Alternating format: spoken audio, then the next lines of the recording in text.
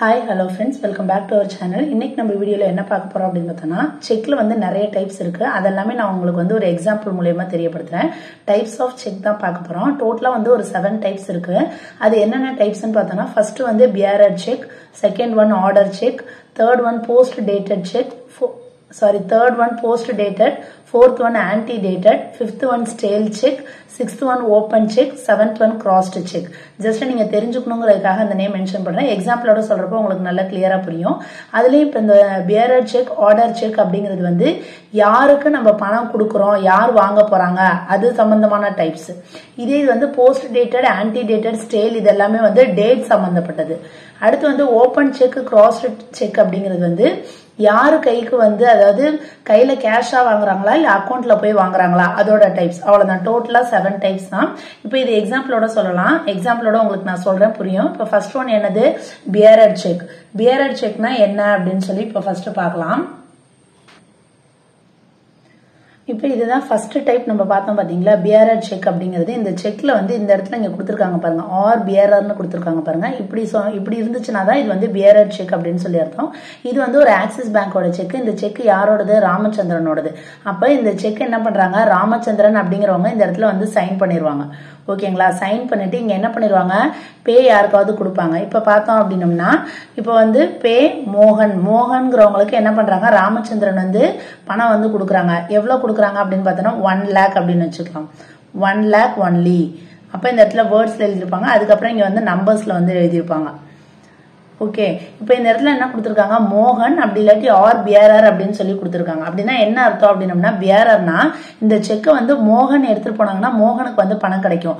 Suppose இந்த மோகன் போகாம இந்த செக்கை எங்கேயோ மிஸ் பண்ணிடுறாரு, ரோட்ல எங்கேயோ கீழே போட்டுறாருன்னு வச்சுக்கோங்க. இப்ப வேற யாரோ ஒருத்தவங்க கையில கிடைக்குதுன்னு வச்சுக்கோங்களேன். bearer செக்கு கையில கிடைச்சிச்சுன்னா இந்த செக்கை எடுத்துட்டு போய் வேற யாரோ ஒருத்தவங்க கொடுத்தாலும் பேங்க்ல உள்ளவங்க பணம் கொடுப்பாங்க. ஏன்னு கேட்டோம்னா இது bearer செக்.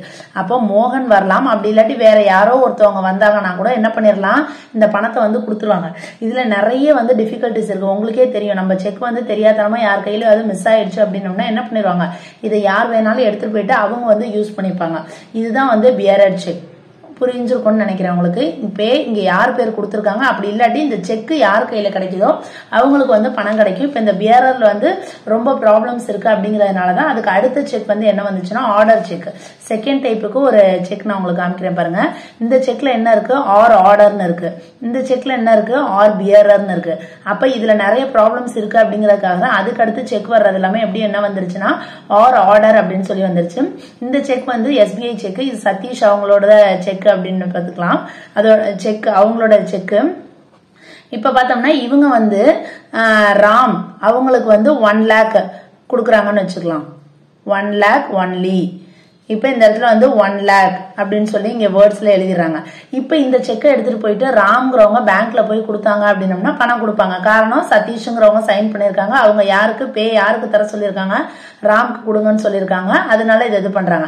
சப்போஸ் இந்த செக் வந்து என் கையில கிடைக்குதுன்னு வச்சுக்கோங்க. நான் வனஜா, நான் போய் பேங்க்ல போயிட்டு எனக்கு 1 லட்சம் இது மாதிரி சதீஷ் கொடுத்துருக்காங்க நீங்க கொடுங்கன்னு சொல்லி கேட்டோம் அப்படின்னம்னா தர மாட்டாங்க.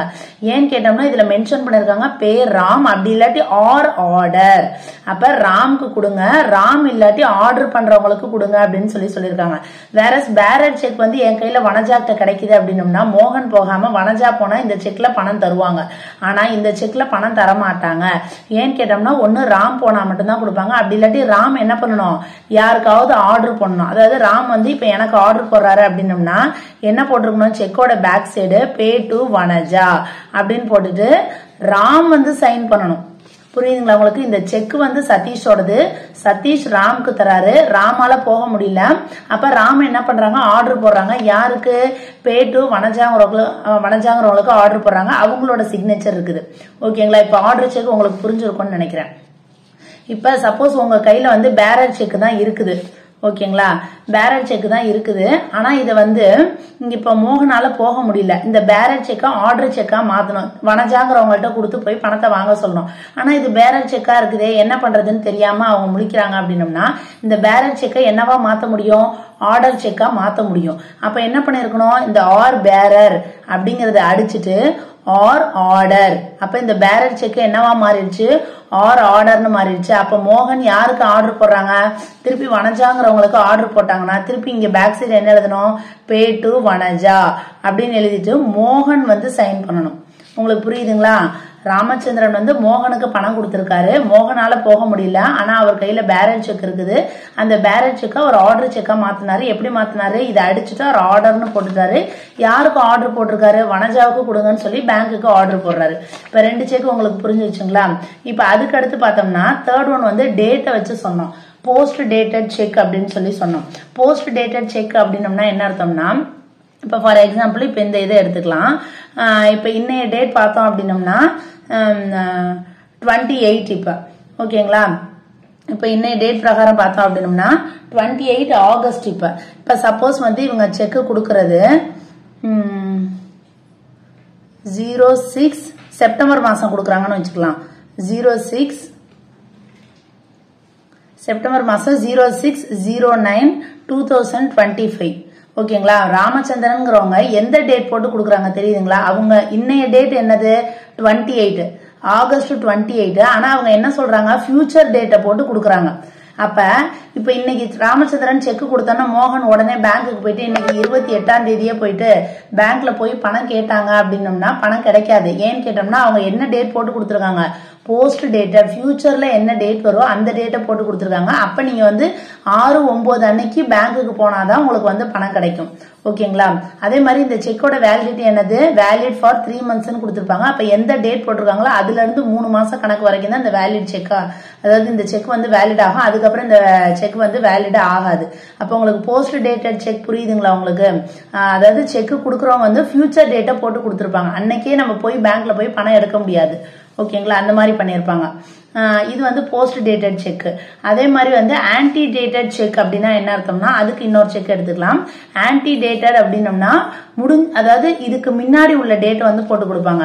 போஸ்ட் டேட்டட் செக் அப்படின்னம்னா ஃபியூச்சர்ல வர்ற டேட்டை கொடுப்பாங்க. ஆன்டி டேட்டட் செக் அப்படின்னம்னா முன்னாடி உள்ள டேட்டை கொடுப்பாங்க. இப்போ ஃபார் எக்ஸாம்பிள் இது வந்து ஆகஸ்ட் மாசம். ஆனா இவங்க பார்த்தோம்னா ஜூலை மாசத்துக்கான டேட் போட்டு கொடுக்குறாங்கன்னு வச்சுக்கோங்களேன். 20/07/2025. நான் இன்னைக்கு என்ன டேட் சொன்னேன்? 28/8/2025. ஆனா சதீஷ் எந்த டேட்டை போட்டு கொடுக்குறாங்க? 27/2025. ஜூலை மாசத்தோட டேட்டை போட்டு கொடுக்குறாங்க. அப்ப இன்னைக்கு வந்து உங்களுக்கு 28/8/2025 உங்க கையில இந்த செக் கொடுக்குறாங்கன்னா நீங்க உடனே பேங்குக்கு போனீங்கனால என்ன கிடைக்கும்? பணம் தருவாங்க. ஏன்னா அவங்க எந்த டேட் போட்டிருக்காங்க? 7, அதாவது போன மாசத்துக்கான டேட்டே போட்டு கொடுத்துட்டாங்க. அந்த டேட்ல இருந்து நமக்கு என்ன 3 மாசம் வரைக்கும் வேலிடிட்டி இருக்கு. இப்ப 07னா 08/09/10 10வது மாசம் வரைக்கும் நமக்கு டைம் இருக்கு. அதனால நம்ம உடனே போய் அந்த செக் கொடுத்து நம்ம வந்து கேஷ் வந்து வாங்கிக்க முடியும். புரியுதுங்களா? ஆன்டி டேட்டட் செக் அப்படின்னம்னா ப்ரீவியஸ் டேட்டை போட்டு கொடுப்பாங்க. போஸ்ட் டேட்டட் செக் அப்படின்னம்னா அப்கமிங் டேட்டை போட்டு கொடுப்பாங்க. அவ்வளவுதான். இப்ப இன்னொரு இது அடுத்த எக்ஸாம்பிள் என்ன சொன்னா ஸ்டேல் செக் அப்படின்னு சொல்லி சொன்னேன். ஸ்டேல் செக்னா என்ன அர்த்தம் அப்படின்னம்னா செக் வேலிட் வந்து பினிஷ் ஆகுறது. இதுக்கு ஆல்ரெடி ஒரு செக் உங்களுக்கு காமிக்கிறேன். சப்போஸ் இது வந்து இது என்னது? 10/11/2024. ஓகேங்களா? இப்ப இது வந்து 25 நடந்துட்டு இருக்குது. 2024ல கொடுத்த ஒரு செக். ஓகேங்களா? இந்த செக் கொடுத்ததுல இருந்து எவ்வளவு மாசம் மட்டும்தான் வேலிடிட்டி? 3 months மட்டும்தான் வேலிடிட்டி. இப்ப இந்த செக் வந்து 11 மாசம் கொடுத்திருக்காங்க அப்படின்னம்னா 2024ல 12வது மாசம் 2025ல ஜனவரி பிப்ரவரியோட இதோட இந்த செக்கோட வேலிடிட்டியா முடிஞ்சிருச்சு 3 மாசத்துல. இப்ப இந்த செக் மாதிரி இது மாதிரி ஒருத்தவங்க கொடுக்குறாங்க அப்படின்னம்னா இதுக்கு பேர் என்னது? ஸ்டேல் செக். அதாவது உங்களுக்கு வந்து ஆன்டிடேட்டட் செக்கையும் ஸ்டேல் செக்கையும் கன்ஃபியூஸ் பண்ணிக்க கூடாது. ஆன்டிடேட்டட் செக் அப்படிங்கிறது வந்து கொஞ்ச நாளைக்கு முன்னாடி கொடுப்பாங்க. அதாவது வேலிட் செக்குக்கு டேட் மட்டும் கொஞ்சம் முன்னாடி கொடுப்பாங்க. அவ்வளவுதான். ஸ்டேல் செக் அப்படிங்கிறது வந்து முடிஞ்சு போன செக்கை கொடுப்பாங்க. அதாவது அந்த செக்கோட வேலிடிட்டியே முடிஞ்சிருச்சு. இப்ப 2024 ஓகேங்களா? இந்த மாதிரி போட்டு கொடுக்குறாங்கன்னா இப்ப 3 மாசமே முடிஞ்சிருச்சு. இப்ப 3 மாசம் முடிஞ்சு அதுக்கப்புறம் ஒரு 5 மாசம் போயிட்டு இருக்கு. இந்த செக்கை நீங்க எடுத்துட்டு போய் பேங்க்ல போய் கொடுத்தீங்கன்னா தருவாங்களா? தரமாட்டாங்க. காரணம் என்ன? இது வந்து செக்கோட வேலிடிட்டியா முடிஞ்சிருச்சு. அதுதான் வந்து ஸ்டேல் செக். இப்ப 5th டைப் முடிஞ்சிருச்சுங்களா? அடுத்தது என்ன சொன்னோம்? கேஷா தர்றாங்களா இல்ல அக்கௌண்ட்ல தர்றாங்களா அப்படிங்கிற மாதிரி concept. Open check, crossed check அப்படின்னு சொல்லியிருந்தேன். இப்ப இந்த செக்ல பாருங்க, இந்த இடத்துல எங்கேயாவது இங்க கோடு இந்த மாதிரி போட்டிருக்காங்களா? எதுவும் இல்ல. அப்படின்னா என்ன அர்த்தம்னா இது வந்து open check. Suppose crossed check அப்படின்னம்னா இப்படி வந்து கிராஸ் பண்ணிருப்பாங்க. இது ரெண்டுக்கும் உங்களுக்கு டிஃபரன்ஸ் புரியுதா? இது வந்து ஓபன் செக், இது என்னது? Crossed check. ஓபன் செக்னா என்ன அர்த்தம் அப்படின்னம்னா இப்ப சதீஷ் வந்து ராமுக்கு 1 lakh வந்து செக்ல கொடுக்குறாங்க. இப்போ இந்த செக்கை எடுத்துட்டு போயிட்டு நீங்க பேங்க்ல கொடுத்தீங்க அப்படின்னம்னா ஓபன் செக்கா இருந்துச்சுன்னா இந்த ராம்க்கு என்ன பண்ணிடுவாங்க, பேங்க் வந்து பைசாவா கொடுத்துரும். ஓகேங்களா, ஓபன் செக்னா என்ன, கேஷா கொடுத்துருவாங்க. வேற இந்த மாதிரி டபுள் லைன் போட்டு கொடுக்குறாங்கன்னு வச்சுக்கோ, யார் ராமச்சந்திரன் மோகனுக்கு இந்த மாதிரி டபுள் லைன் போட்டு கொடுக்குறாங்கன்னா இது என்ன பண்ணுவாங்க, மோகனுக்கு அக்கௌண்ட் இருக்கணும், அக்கௌண்ட்ல மட்டும்தான் கேஷ் கொடுப்பாங்க, கையில கேஷ் கொடுக்க மாட்டாங்க. அப்ப இதுதான் கிராஸ்டு செக்குக்கும் ஓபன் செக்குக்கும் உள்ள டிஃபரன்ஸ். ஓபன் செக் அப்படின்னம்னா நீங்க கேஷா எடுத்துக்கலாம். அதே வேற நீங்க வந்து இந்த மாதிரி கிராஸ் பண்ணிருந்தாங்க அப்படின்னம்னா நீங்க என்ன பண்ண முடியாது, கையில கேஷ் கொடுக்க மாட்டாங்க, உங்களுக்கு அங்க வந்து அக்கௌண்ட் இருக்கணும், அக்கௌண்ட் இருந்தா மட்டும்தான் என்ன பண்ண முடியும், கேஷ் வந்து எடுக்க முடியும். ஓகேங்களா, உங்களுக்கு வந்து கிளியரா புரிஞ்சிருக்கும்னு நினைக்கிறேன். எல்லா இதுவுமே சொல்லியாச்சு. டோட்டல் இப்போ ஒரு டைம் வந்து ரிவைஸ் பண்ணிக்கலாம் பாருங்க. இப்ப டைப்ஸ் ஆஃப் செக் 7 டைப். முதல்ல பியரட் செக்னா என்ன சொன்னோம், நம்ம யாருக்கு வந்து பே கொடுக்குறாங்களோ அவங்களோ இல்லாட்டி யார் கையில செக் கிடைக்குதோ அவங்க எடுத்துட்டு போய் பணம் எடுத்துப்பாங்க, அது வந்து பியரட் செக். அதுல நிறைய ப்ராப்ளம்ஸ் இருக்குங்கிறதுக்காக தான் ஆர்டர் செக்னு வந்துருச்சு. ஆர்டர் செக்னா என்னது, பின்னாடி வந்து பேர் எழுதியிருப்பாங்க, இந்த மாதிரி பே டு வனஜா அப்படின்னு சொல்லிட்டு. அதே மாதிரி பேரட் செக்கா ஆர்டர் செக்கா எப்படி மாற்ற முடியும், இந்த மாதிரி அடிச்சுட்டு ஆர்டர் அப்படின்னு போட்டோம்னா அது வந்து ஆர்டர் செக்கா மாறிடும். அடுத்து வந்து போஸ்ட் டேட்டட் செக்னா என்னது, ஃபியூச்சர் அப்கமிங் டேட்டை போட்டு கொடுத்தோம்னா post dated check. Anti dated check அப்படின்னம்னா முன்னாடி டேட்டை போட்டு கொடுப்பாங்க, அது ஆன்டி டேட்டட். ஸ்டேல் செக் அப்படின்னம்னா 3 மாசம் முடிஞ்சிருக்கும். ஓகேங்களா, 3 மாசம் முடிஞ்ச செக் வந்து வேலிட், அதாவது செக் பவுன்ஸ் ஆயிடுச்சுன்னு சொல்லுவாங்க பாத்தீங்களா, அதாவது செக் பவுன்ஸ்னா கேஷ் இல்லைன்னு சொல்றது. ஸ்டேல் செக் அப்படின்னம்னா அதாவது 3 மாசம் வேலிடிட்டியா முடிஞ்சிருக்கும், அந்த டேட்டை போட்டு கொடுத்துருப்பாங்க, அதுதான் வந்து ஸ்டேல் செக்.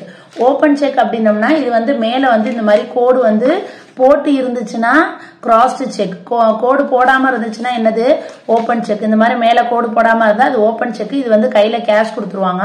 இது என்ன பண்ணுவாங்க, கிராஸ்டு செக் அப்படின்னம்னா இவங்களுக்கு வந்து அக்கௌண்ட் இருக்கணும், அக்கௌண்ட்ல மட்டும் தான் கொடுப்பாங்க. ஓகேங்களா, 7 டைப்ஸ் ஆஃப் செக் வந்து உங்களுக்கு கிளியரா புரியுற மாதிரி சொல்லிட்டேன்னு நினைக்கிறேன். அடுத்து ஒரு நல்ல வீடியோல பார்க்கலாம். தேங்க்யூ.